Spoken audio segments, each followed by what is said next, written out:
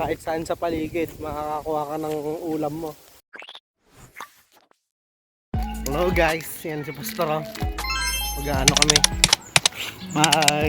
pupunta kami ng Mabaldog.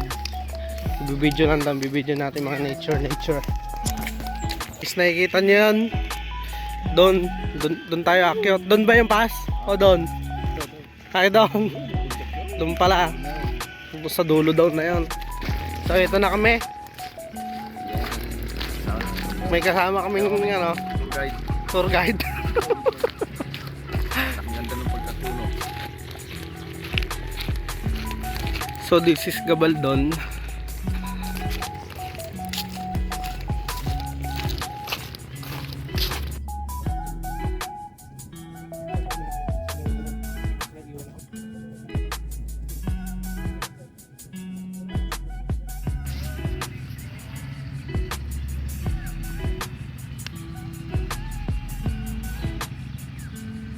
Makikita nyo itong dahon na to, itong halaman na to.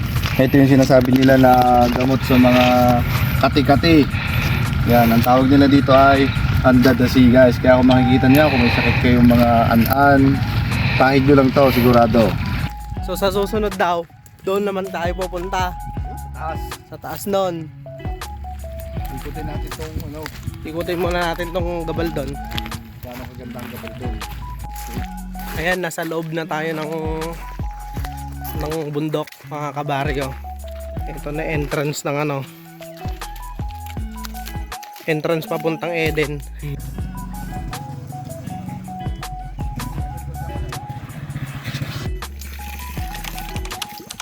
Safe po dyan uminom.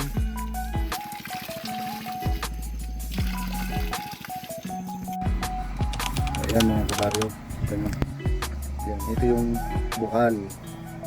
Ito yung pinabukal ni Yahweh para makainom ang kanyang mga Malinis dito. malinis yan. Napakasarap na napakalamig. Parang kung ikukumpara nyo sa ref, para siyang naka number 4. Tawagin nila dito ay pulang lupa. Ito yung dating libigan ng mga indigenous people. Yan. Yung mga katutubo nating mga kapatid. Ito dati nilang sementeryo.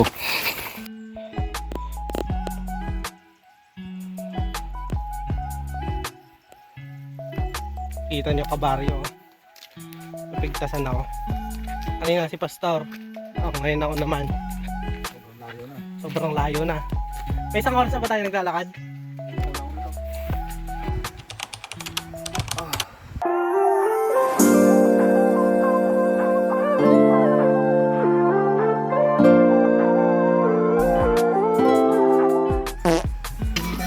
Yan. Kung mapapansin nyo, mayroon siyang parang pinag-anuhan ng tubig. Kasi pag tag-ulan, nabubuhay yung fault na. Magandang tignan yan pagkatanong ng rainy season. Pag gano'n kasing dry season, mga baryo, nawawala siya kasi natutuyo. Mga kabaryo, welcome to Mabaldog. Yan. Pero yan. Yan, tahimik dito sa gawin. Ako na makikita. Yan. Kaya kung makita nyo dyan yan, gawin na yan. May daan dyan papuntang Makalaw. Sakop na ng bayan ng Laur. Kung gaano kahirap yung dinaanan namin, ganoon din kahirap yung dadaanan dyan. Kaya nga dito kabaryo, binilisan na namin maglakad para makarating na agad dun sa pupuntahan namin. Yan, nilibot lang din naman kasi namin yung kabrother namin dito eh.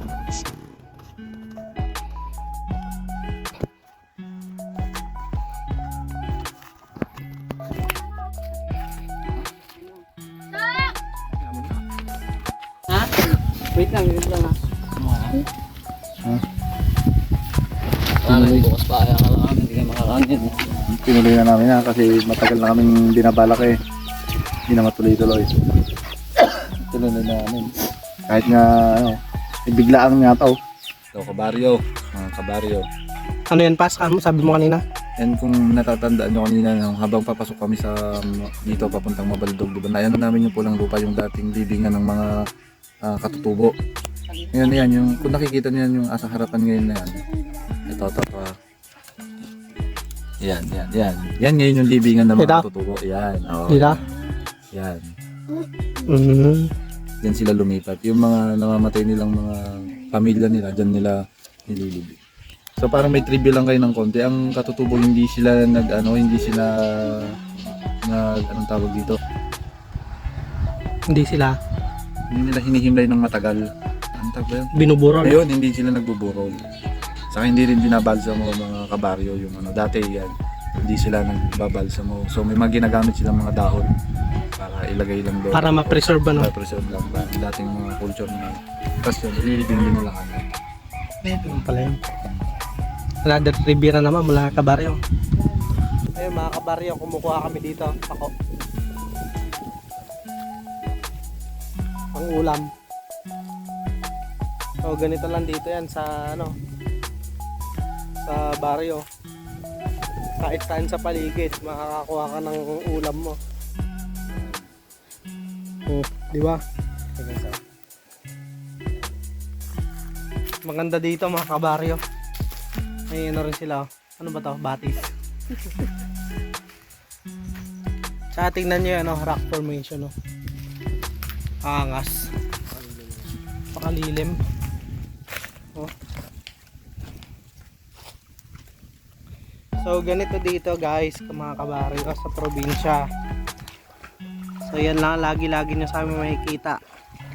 Yung paggaano lang. Pagpapakita ng ganda ng rural areas.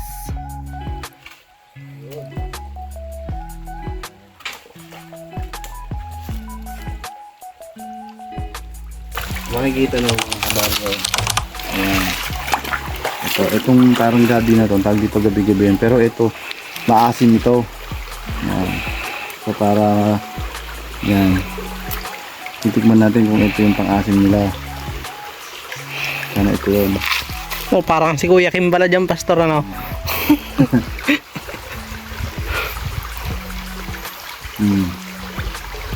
Maasim to. Para siyang kamyas. Patay mo nga Hindi pinangasim namin ng isda. Para kung wala kayong mga tamarin, mga sinigang sa sampalok, taga sa bundok kayo, yan, super asim yan. Ayaw nga. Sa mga kabaryo, meron na naman tayong pag napunta tayo ng kabundukan. Yan, tandaan natin ito yun Yan, so yan. Close up natin, yan. Yan yung itsura na. Asim yan. Pag wala kayong pang-asim, provided ni Lord yung pang-asim nyo. Ah.